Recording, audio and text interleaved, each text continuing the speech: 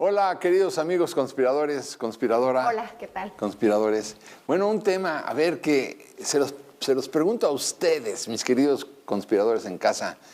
¿Qué tal les fue en su enseñanza, en su aprendizaje de la historia? ¿Fue divertida? ¿Fue aburrida? ¿Les sirvió? ¿Les encantó? ¿O la despreciaron? ¿O realmente la disfrutaron? O la sufrieron. O la sufrieron. Pero esa es la pregunta. Esa es una pregunta que es muy importante porque quien no conoce la historia, bueno, pues está condenado a repetirla. Oye, Paco, y además hay algo que yo siempre repito. Realmente quien te haya contado la historia aburrida, te la contaron mal. No tiene absolutamente nada de aburrido. A mí me parece que está reflejado absolutamente todos los sentimientos, las emociones, las ideas del hombre en esa magnífica materia. A mí me encanta. Amo la historia, odio la historiografía, de la cual es fanático Alejandro Rosas. Fechas exactas, minutos concluyentes. ¿Has oído hablar de los dones? ¿Tienes ese don? Ay, gambito de dama. Paso una fecha. Y aparece Se en tu ilumina cabeza. además una reflexión Yo profunda. sufrí enormemente con eso y, sin embargo, la historia la amé profundamente. A mí me gustó mucho la historia. También tuve malos profesores. Ahorita les puedo platicar. Pero en general, creo que, sobre todo, mi mamá contaba muy bien las historias, fueran de ficción, fueran de caballería, fueran de la historia propiamente. Y ahí creo que influyó mucho en que me gustara, a pesar de malos maestros, por ejemplo. Claro. Esto no es un programa, esto es una terapia de grupo. Salud. Muy bien, muy bien. I buy that ticket.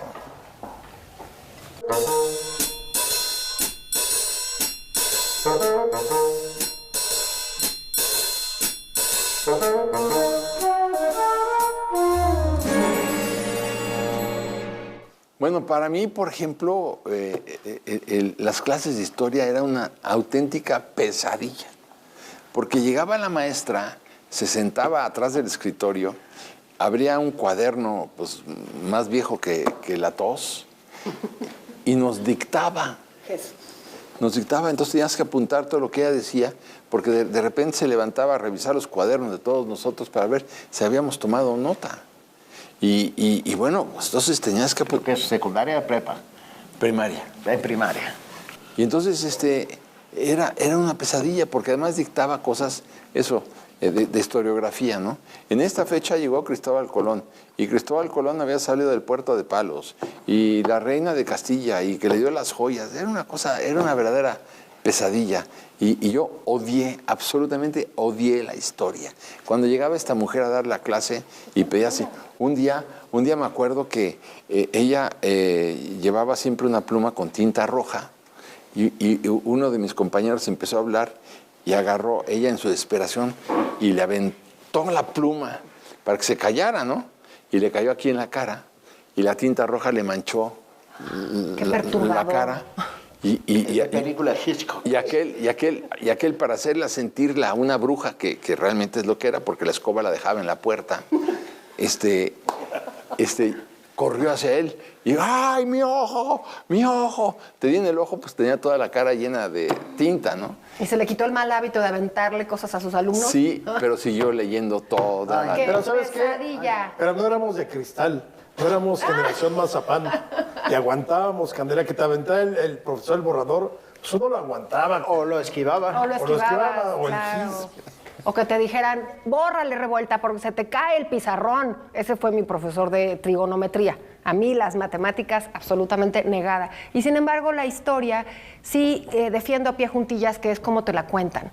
Y eso que hacía tu mamá, qué fantástico. El que te cuenten una historia, sea la historia con mayúscula, lo hemos dicho muchas veces, igual se te indigesta. Como una historia con minúscula. Pero con una historia con Yo minúscula. la escribiría indistintamente. Es decir, Sí. no hay una historia con mayúsculas, sino es la historia. Y creo que... No lo puse yo, son los académicos. Ah, no, claro. En el momento en que la vuelves más humana, digerible, Supuesto, divertida. Entonces ya- Y además está entrelazada, porque realmente sí, la pregunta es, tú, conspirador en casa, ¿cómo te enseñan la historia? Esa es la gran pregunta, porque... ¿Y cómo les enseñas tú a tus hijos? Exacto, Esa es la porque es un parte proceso. clave. Tú no puedes hablar de Colón, tu ejemplo que habías puesto, si no hablas de la reconquista de España o no hablas de una Isabel católica o no hablas, entonces realmente tienes que sentarte ¿tienes tiempito? Te voy a platicar.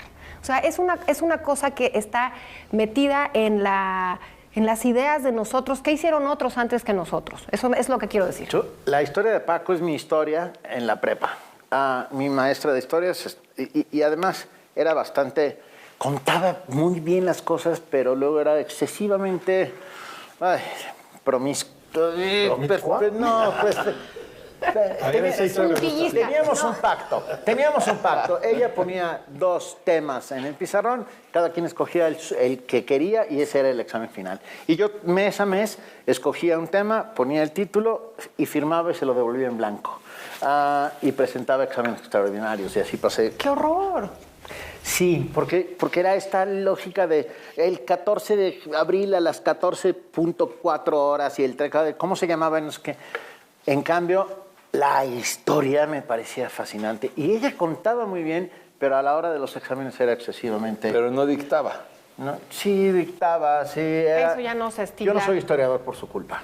¡Qué horror! Sí, qué horror. Ahora, yo, digamos, en la primaria, la historia a mí me toma de dos puntos, porque primero aprendí la historia de Guatemala, después la de Colombia, y luego cuando llego a México a los 9 años, ya es la historia de México en la primaria. Y era algo interesante porque era como redescubrirme a los 10 años por qué, y por qué vamos a... por qué en México está la Virgen de Guadalupe, y por qué, y todos los porqués a los 9 años fue una curiosidad que me fue un motor para aprender historia. Y ya en secundaria, la profesora, que ojalá nos esté viendo, Mónica Lobatón, me daba historia de México. A la cual le mandamos saludos. Sí, le mando muchos saludos. Después en prepa fue mi tía Isabel, que ustedes conocen, también historiadora. Pero, ¿cómo aprenderme los hueytlatoanis? Ahuizotl, búscale un nombre, búscale algo que sea, no voy a decir a qué me recuerda. A ver, dilos. A huevo. Disculpen. No, pero a ver Así. todos los Pues mira, está Axayácatl. No, en orden. No, en orden no. No, porque yo soy igual que Benito. A ver, ahí en les orden va. no. Ah, no, ahí te va. Acamapixtli, Ok.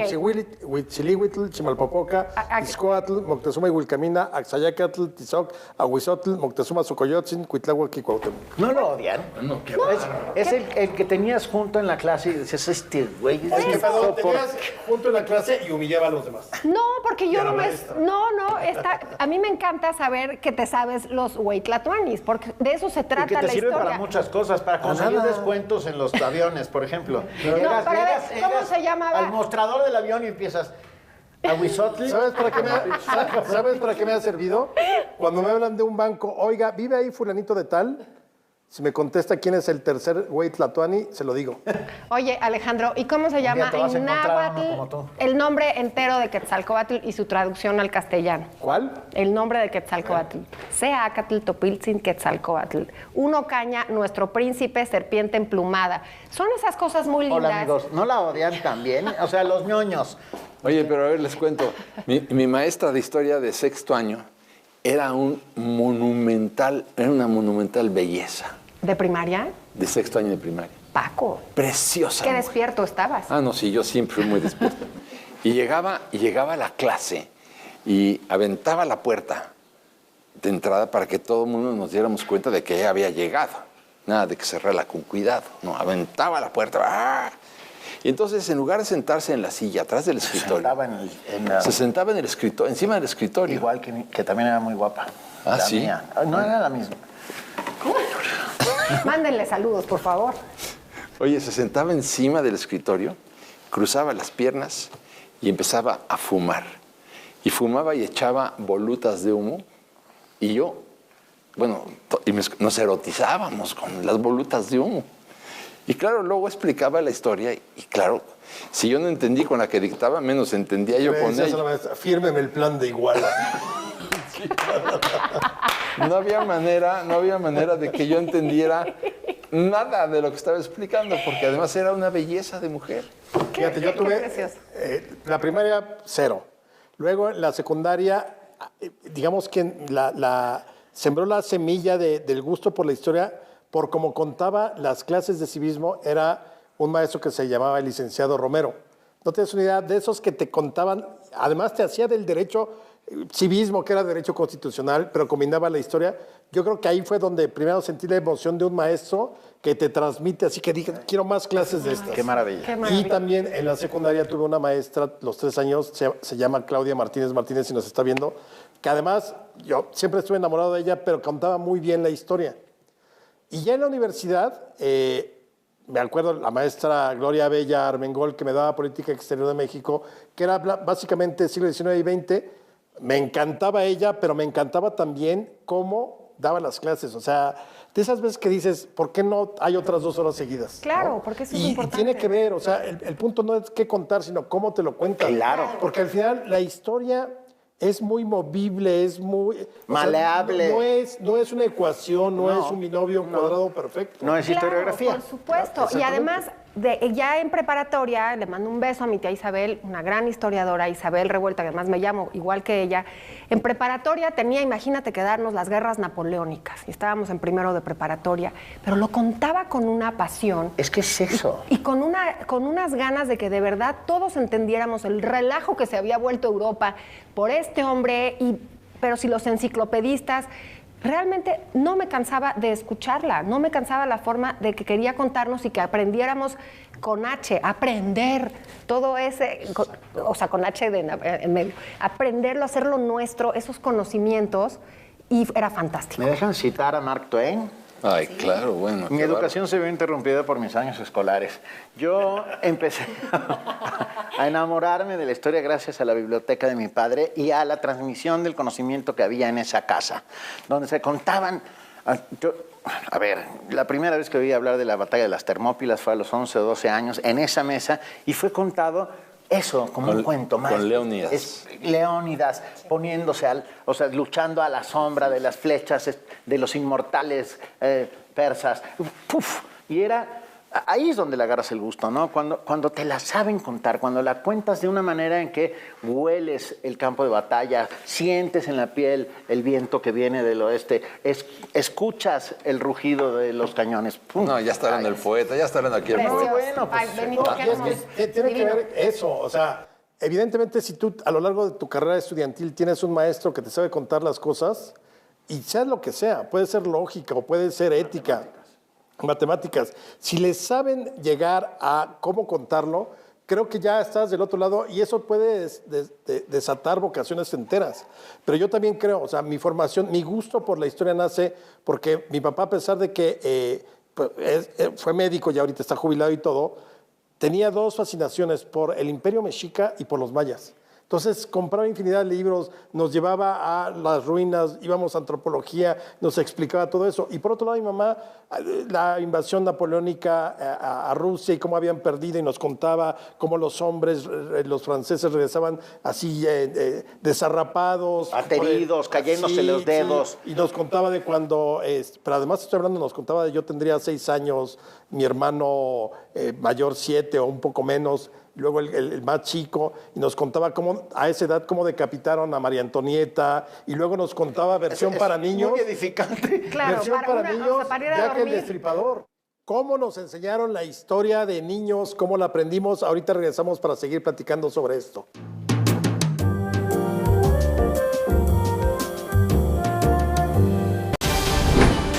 ¿Qué está pasando en ADN 40?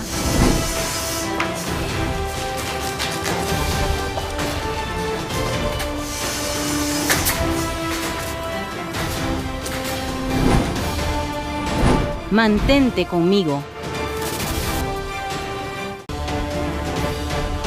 Aquí tú eres parte del cambio.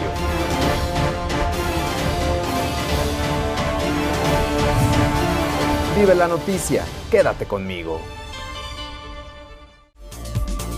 ¿Lo ves? ¿Puedes escucharlo?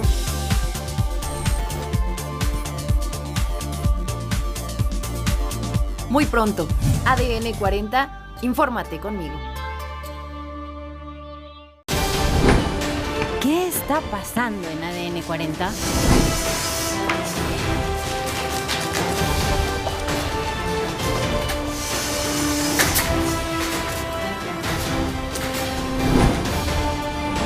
Mantente conmigo.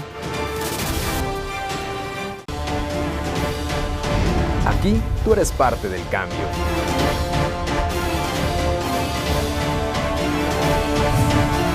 Vive la noticia, quédate conmigo. ¿Lo ves? ¿Puedes escucharlo?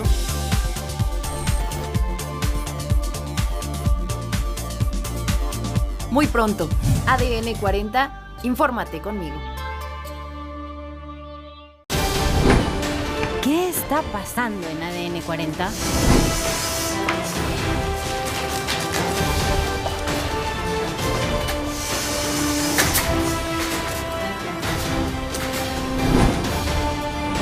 Mantente conmigo. Aquí tú eres parte del cambio.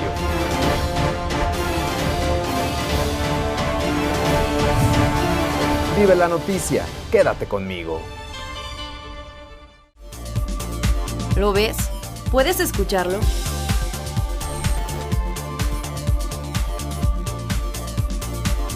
Muy pronto, ADN 40, infórmate conmigo. ¿Qué está pasando en ADN 40?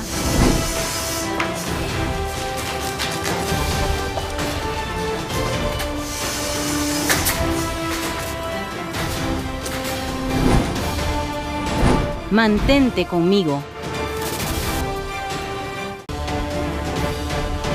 Aquí tú eres parte del cambio.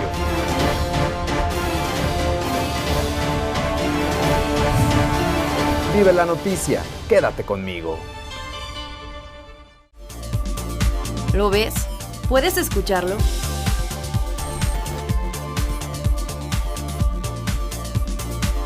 Muy pronto, ADN 40, infórmate conmigo. ¿Qué está pasando en ADN 40?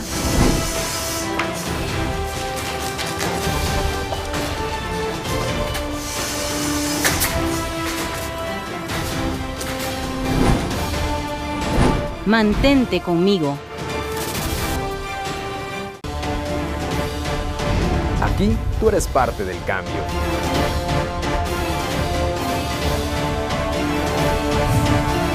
Vive la noticia, quédate conmigo. ¿Lo ves? ¿Puedes escucharlo?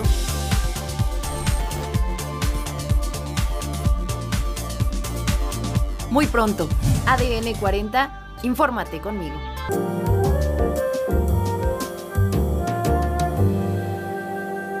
Fíjate, a mí mi maestra de secundaria, ya en la secundaria, creo que sería en segundo, tercero, fue la que le dio un giro, pero de manera muy particular. Porque me acuerdo que un día que estábamos en la clase, no era guapa, no nada, ¿no? Pero me dijo, tú mañana vas a dar la clase de la Revolución Mexicana. Imagínate, ¿no? Y yo me voy a sentar en tu lugar y te voy a escuchar. ¿Cómo? Investiga, estudia, a ver qué inventas, no sé. ¿Para otro? Sí, pide ayuda, pregunta a la mamá, pregunta a la papá. Entonces le dije, oiga, mi mamá es extranjera, mi mamá es alemana, mi papá es español. Digo, me tienes sin cuidado. Mañana tú vas a dar la clase. Y entonces, pues me obligó a investigar, me obligó a leer. Y de ahí comenzó el gusto por encontrar otros aspectos de la historia distintos a lo de los maestros, a los libros de texto, a todo. Y entonces yo a esa mujer le agradezco muchísimo el hecho de que me haya permitido investigar. Te empujó, te dio el empujón para el salto al vacío. Y me encantó ya el proceso de investigación. Y luego, claro, a cada uno de nosotros le decía, tú vas a hablar ahora de la conquista y tú vas... Y yo, en cambio, odiaba las exposiciones. Eran tan aburridas. O sea, la propia y la de los demás, tan aburridas que yo prefería que el maestro hablara, o sea, que nos dijera, que nos contara. Igual, nada de que estarte dictando. Porque al final, después de muchos años, te dabas cuenta que todo lo resolvían con ve a la papelería y pidan una monografía del Benemérito de las Américas. Y todos teníamos la misma estampita de Juárez sentado en la piedra junto a la Laguna del Encanto, con su flauta de Carrizo que nunca tocó. Y luego la siguiente, el tío enojado, casi a punto de pegarle porque había perdido un borrego y entonces por eso se va. Y entonces todo lo resolvías a través de monografías, los niños héroes. También la monografía típica. ¿Quién sabe quién las escribía? Pero sí, maldito sea. Sí, no, una simpleza terrible. Además, la curiosidad. La historia está Es que es eso. unida a la curiosidad. Ahí está todo el quid. Me encanta. Y ahora que estuve investigando, voy a un ejemplo. Por ejemplo, la más mexicana de las mexicanas no era, que es la china poblana, no era ni china ni era poblana. Era hindú. Hindú, Mirra, una princesa, llega en el virreinato, pero no sabemos nada de esa Puebla virreinal ni de la época, se vuelve una mística. En fin, si tienes esa curiosidad y querer entender por qué usamos ese traje de china poblana, pero por qué la filigrana, encuentras unas historias que te dan algo muy importante, que es pertenencia y raíz. Por supuesto. Y eso es de la eso estamos historia. hechos. Y eso es lo que tenemos que transmitirle a nuestros hijos, pertenencia y raíz. O sea, estamos hechos de esto, pero hay que contarlo eso de una manera amable, llena de pequeños detalles que hacen que la historia se convierta en algo atractivo y maravilloso. A mí me gusta que Paco ha estado en todas las alcobas de los héroes de la patria. Sí. Es un pervert. Sí. Bueno, Bollerista. Sí. pero no me ha dado pena contarlo. No, Sí, yo- qué bueno que lo transmite. Sí. Bueno, a ver, yo me acuerdo perfectamente bien cuando Porfirio Díaz se casó con 52 años de edad con Carmelita Romero Rubio, y lo cuento en Los Arrebatos Carnales. Él tenía 52 y ella 16. ¿Qué pasó en la habitación nupcial entre ellos dos? Yo prefiero no saberlo. Solamente lo sabemos 3 personas. Porfirio, Carmelita y yo. Yo estaba abajo de la cama, digo, lo vi todo, por eso se los conté. No, lo oíste todo, porque si estabas debajo... Es Pero que lo veía a través del espejo, que estaba en Ay, qué perverso. me molestó un poco la vacinica, y luego quité la vacinica y ya pude ver todo. Otro que viste, yo me acuerdo mucho de esa explicación, fue cuando en el castillo hicieron el amor Alma Reed y Felipe Carrillo Puerto. Sí. Ahí en Qué Chichén Itzá. apasionante. Chichén Está Itzá. hablando no del castillo de Chapultepec, sino del El castillo, castillo de Chichén Chichén De Itzá. Chichén Itzá, sí. Cuando todavía se podía subir a hacer el amor. Se volvió loca esta mujer con... Pero fíjate, Exotismo, al bueno. final lo que estás contando tiene carne, tiene esencia, tiene alma. Espíritu. Y no es nada más plan de Iguala, 24 de febrero de 1821, dice tal, sino es lo alrededor. Llegaron, se abrazaron, igual no lo quiso abrazar, le dio la mano, nunca se habían visto, él era de origen africano, afrodescendiente, guerrero, y el otro era un fifí, pero entonces, ¿cómo se vieron? ¿A qué olían? Pero imagínate, cuando finalmente logré hacerle la entrevista a la tigresa, en todo lo que era el movimiento del 68, porque ella lo vivió como amante de Díaz Ordaz, y ella, afortunadamente para mi buena suerte, lo ratificó. A mí me decía, dime por favor tigresa. Yo le decía, señora, yo no le puedo decir tigresa, yo le puedo decir doña Irma, usted me inspira mucho respeto. Entonces, eso... Quiero que me respetes. Le encantó a ella, no, le encantó a ella. Y entonces me dijo, mira, te voy a decir una cosa, mijito. Las cadenas del matrimonio son de tal manera pesadas que hay que cargarlas entre 3. Wow. Entonces, eso me decía. Y es Eso que me decía hay la Fue tigresa. la única mujer que abofeteó, imagínate abofetear a Díaz Ordaz. Y había ¿Qué una tal? cola, ¿eh? Bueno, sí, había bueno, fila, todo el mundo- compren ticket. Pero ella sí lo hizo. Pero Ella sí lo hizo. de lo que están hablando es de seres humanos de carne y hueso. Sí, lo repetimos 20,000 veces, pero son seres humanos en unas circunstancias, viviendo épocas históricas que te hablan de espacios, de otros tiempos, de otras formas, pero... Acabo de ver una película, se la recomiendo muchísimo, se llama La Excavación, o en inglés The Dig. Maravillosa. ¡Qué maravilla! Qué maravilla. Yo salí llorando de emoción de la historia. Y ahí justo comenzó la importancia de los personajes secundarios en la historia. Los personajes secundarios son los que hacen la historia por debajo de la historia de bronce. Son los que crean entramados, si la historia no está llena de pasiones humanas, no sirve para Eso, nada. no sirve para nada, porque además hay una parte en la historia que dice, que me gusta muchísimo, que dice este hombre, no sientas que no vas a trascender. Desde las pinturas en las cuevas hasta hoy... Son nuestras primeras palabras. Y somos un continuo, somos un estar continuamente. Y bueno, pues salí emocionadísima. ¿Qué forma de narrar lo que es la historia, lo que somos? Pero imagínate, cuando a mí me dijo, estábamos juntos, la Güera Rodríguez y yo, la amante de Iturbide, y me dijo, mira, soy una mujer absurdamente rica también en términos de dinero, era muy guapa, ¿no? Y además tengo todo el poder político y tengo todo el poder clerical, soy invencible, a ver quién se me acerca. Y se le acerca Iturbide. Y además Iturbide se vuelve loco por ella. Iturbide se vuelve loco por ella. Y claro, Iturbide estaba casado y tenía 6 hijos. Y de cualquier manera quiere casarse con ella para que ella sea la emperatriz de México. Pero bueno, no lo logra, ¿no?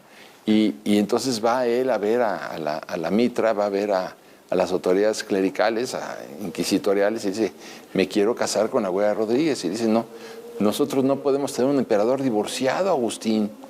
Pero no te vamos a dar el divorcio nunca. Entonces la Güera le dice, eres un hombre muy torpe, eres un hombre muy tonto, yo me voy a ocupar de lograr el divorcio. Y va y se acuesta con las máximas autoridades del tribunal eclesiástico. Y se acuesta con todos los del tribunal inquisitorial. Y al final le dicen, sí, le dicen, Güera, estuvo maravilloso, pero no podemos tener un emperador divorciado. Bueno, y eso... Yo estaba muy triste la pobre Güera. Hay que buscar a la Güera Rodríguez de la historia porque es una mujer muy, muy poderosa y sí. no por piruja. Hay una novela. No, yo nunca dije eso. Paco jamás mencionó la Yo palabra. estoy diciendo nada más porque es una de las cosas Hay una que novela te da de la Guillermo historia. Barba llamada La Güera Rodríguez, no se la pierdan. Sí, es un personaje fantástico, la verdad. Sí era la mujer más bella del virreinato, pero esa no es su fortaleza, ¿no? No, qué talento Pero tenía. fíjate, yo llevo 32 años hablando con los muertos. Yo también. Entonces, sesión espiritista, la ouija, oigo lo que me dicen, lo que me quieren decir, lo que quisieron decir, y luego lo pongo por escrito. ¿Y cuál es el que más te ha impresionado de los muertos? ¿Sabes quién? Madero. Madero. Hasta le hace un libro hablando con los muertos. ¿Por qué? ¿Por qué? A ver, cuenta. Porque realmente creyó a pie juntillas que hablaba con los muertos. Y todo lo condicionó, o sea, toda su parte espiritista la transformó en una parte cívica. Si no conoces el espiritismo, entonces caes rápidamente en era un ingenuo. Y tendrías que explicar muchas cosas, pero es muy rico todo eso. Pero a lo que voy, nuevamente regresando a la manera de cómo conocimos o cómo nos enamoramos de la historia o cómo aprendimos historia bien, yo también creo que en las bibliotecas. Yo recuerdo, por ejemplo, mis maestros que mencioné, pero en la casa que nos contaran historias, que hubiera libros. Pero luego que mi abuelo me empezara a enviar libros, a partir de que yo había leído el libro que él escribió sobre mi bisabuelo y toda su historia de orfandad, cuando pierde a su papá porque se va a la revolución y todo eso, le escribo una carta diciéndole que me sentía muy orgulloso de nuestra historia y me empieza a mandar libros, digamos, cada mes.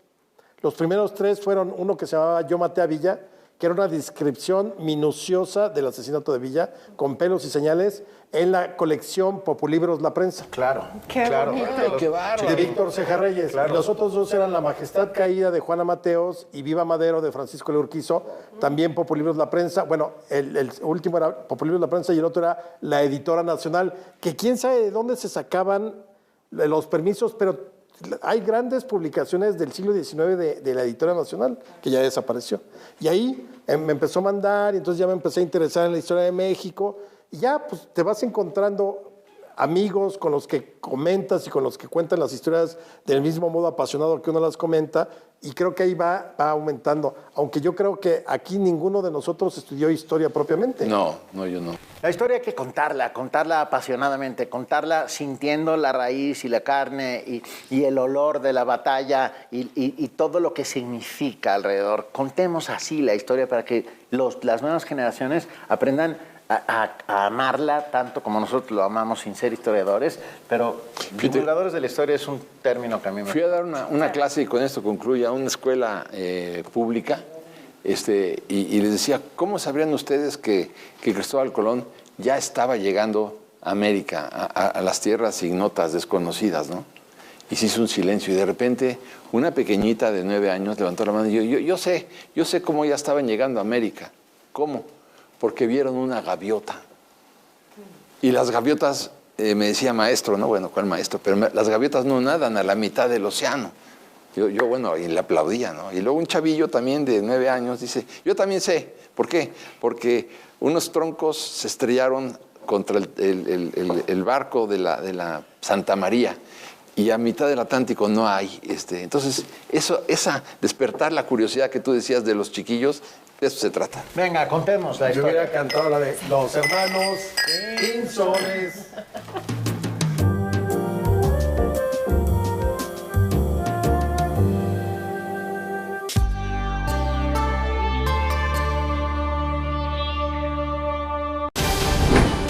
¿Qué está pasando en ADN 40?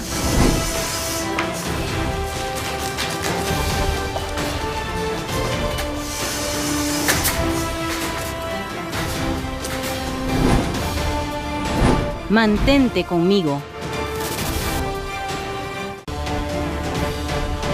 Aquí tú eres parte del cambio.